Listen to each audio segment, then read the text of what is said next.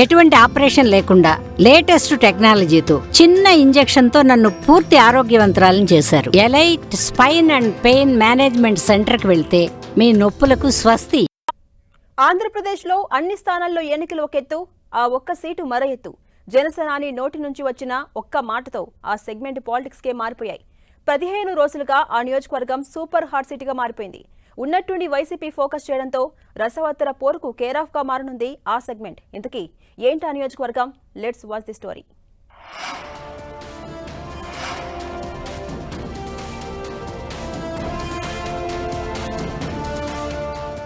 AP ఎన్నికల వేళ Pithapuram hot సీటుగా మారింది. జనసేన చీఫ్ పవన్ కళ్యాణ్ ఈ సీటు నుంచి పోటీ చేస్తుండటం పిఠాపురం నిత్యం వార్తల్లో నిలుస్తోంది. పవన్ పోటీ చేస్తానని స్టేట్మెంట్ ఇవ్వగానే పిఠాపురం టీడీపీ నేత మాజీ ఎమ్మెల్యే వర్మ అసంతృప్తి గళం వినిపించారు. కార్యకర్తలతో భేటీ అయిన వర్మ అవసరమైతే ఇండిపెండెంట్ గా పోటీ చేసేందుకు రెడీ అయ్యారు. ఆయన ఖచ్చితంగా ఇండిపెండెంట్ గా పోటీ చేస్తారు, లేకపోతే టీడీపీ నుంచి జంప్ అవుతారన్న ఊహాగానాలు వినిపించాయి. కానీ చంద్రబాబు బుజ్జగించడంతో వర్మ సైలెంట్ అయిపోయారు. పవన్ గెలుపునకు సహకరిస్తానంటూ స్టేట్మెంట్ ఇచ్చారు.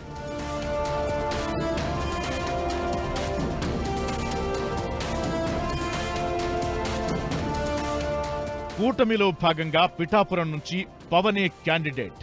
ఇక అంతా సెట్. ఎన్నికల రణక్షేత్రమే మిగిలి ఉందనుకున్న సమయంలో పవన్ మరో బాంబు పేల్చారు.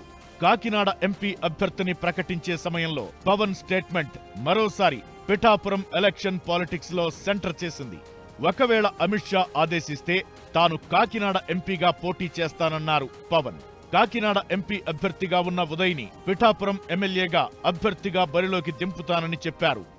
ఒక ఎంపీగా భవిష్యత్తులో నేను ఒకటే చెప్తాను, ఒకవేళ మోదీ గారు అడిగితే, అమిత్ షా గారు అడిగితే, నేను ఎంపీకి వెళ్ళాలంటే మా ఉదయ్ని అడిగి స్వాప్ చేసుకుంటాం.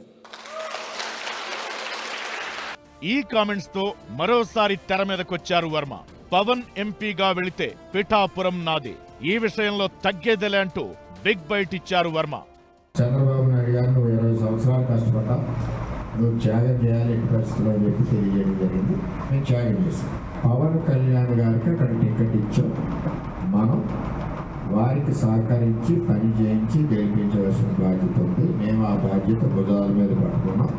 ఒకవేళ ఆయనకి పర్సనల్గా ఎంపీకి వెళ్ళాలని ఆలోచన వచ్చినప్పుడు తెలుగుదేశం పార్టీ తరఫున నువ్వే పోటీ చేస్తామని చంద్రబాబు నాయుడు గారు తెలియజేయడం జరిగింది. చంద్రబాబు నాయుడు గారు ఏది చెప్పారో అది తూచా తప్పకుండా పవన్ కళ్యాణ్ గారిని గెలిపించడానికి తెలుగుదేశం పార్టీ మొన్న నియోజకవర్గ సమావేశంలో ముందే చెప్పినట్టుగా పవన్ బరిలో ఉంటే అతని గెలుపు కోసం శ్రమిస్తానంటున్నారు వర్మ. చంద్రబాబుకి ఇచ్చిన మాట కోసం పవన్ కళ్యాణ్ ను గెలిపించేందుకు ప్రచారం ప్రారంభించానన్నారు. పిఠాపురంలో ప్రత్యేకమైన కమిటీని వేస్తున్నట్టు చెప్పారు. అధికార పార్టీ పద్మవ్యూహాన్ని అర్జునుడిలా ఛేదిస్తానంటున్నారు వర్మ. మా దగ్గర గ్రామ స్థాయి నుంచి నేను స్ట్రక్చర్ ఉంది. మాకు కమిటీలు కానీ అన్నీ కూడా బూత్ స్థాయి నుంచి కూడా. ముందు కావాల్సింది కింది స్థాయి నుంచి వర్క్ వెళ్తేనే ఎవరైనా గెలుపు సాధ్యం అవుతుంది. ఇప్పుడు చంద్రబాబు నాయుడు గారి ఆదేశాల మేరకు పవన్ కళ్యాణ్ గారిని గెలిపించవలసిన బాధ్యత మా మీద ఉంది. అన్ని మండలాలకి కూడా మేము కమిటీలు వేస్తున్నాం. ప్రచార కమిటీ కానీ ఇవి కానీ ఆల్రెడీ ప్రాసెస్లో ఉన్నాయి. ఇవి వేసి పార్టీ అప్రూవల్ తీసుకుని దాని ప్రకారం మేము ముందుకెళ్తాం. ఆల్రెడీ నేను ప్రచారంలో ఉన్నాను. ఎక్కడికక్కడ ఓట్ ట్రాన్స్ఫర్ గురించి కుల సంఘాల మీటింగ్లు కానీ, కమిటీలతో కానీ, ముఖ్య నాయకులతో కానీ, పెద్ద పెద్ద గ్రామాల మీటింగ్లు కానీ జరుగుతూ ఉన్నాయి రాత్రింబగలు. పిఠాపురం సెంట్రిక్ గా జనసేన టీడీపీ ఇష్యూ కొనసాగుతుండగానే అధికార వైసీపీ పిఠాపురం నియోజకవర్గంపై స్పెషల్ ఫోకస్ పెట్టింది. సీఎం వైఎస్ జగన్ మండలాల వారీగా ఇన్ఛార్జీలను నియమించారు.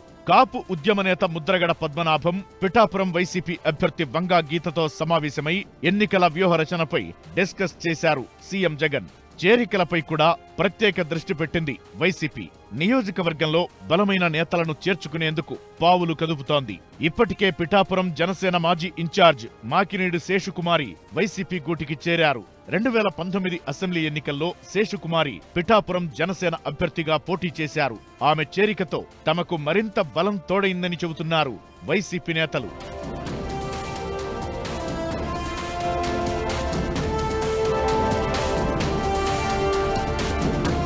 మండలానికి ఒక ఇన్ఛార్జిను నియమించడం రాజకీయ వ్యూహంలో భాగమే అంటున్నారు పిఠాపురం వైసీపీ అభ్యర్థి వంగా గీత. పిఠాపురంలో పవన్ కళ్యాణ్ ను చిత్తుగా ఓడిస్తానంటున్నారు. తనపై ఎలాంటి విమర్శలు చేయలేక లేనిపోని మాటలు మాట్లాడుతున్నారని ఫైర్ అయ్యారు వంగా గీత. ఇది కేవలం ఇంకేమీ వంగా గీత గారి మీద ఏమీ చెప్పలేక పిఠాపురం ప్రజల మనసులో నేను రాజకీయాలకు అతీతంగా, నేను ఇప్పుడు ఎలక్షన్ అని చెప్పట్లేదు, పిఠాపురం ప్రజల కులాలకు అతీతంగా, మతాలకు అతీతంగా, వయసులకు అతీతంగా వంగా గీత పిఠాపురం నియోజకవర్గ ప్రజల మనస్సులో సుస్థిర స్థానాన్ని సంపాదించుకుంది. ఇది భరించలేక ఆవిడ అక్కడ ఉంటారు, ఈవిడ ఇక్కడ ఉంటారు, ఈ ఆరోపణలన్నీ పెద్దగా పరిగణలోకి తీసుకోవాల్సినవి కాదు. ప్రజలను అడిగితే చెప్తారు.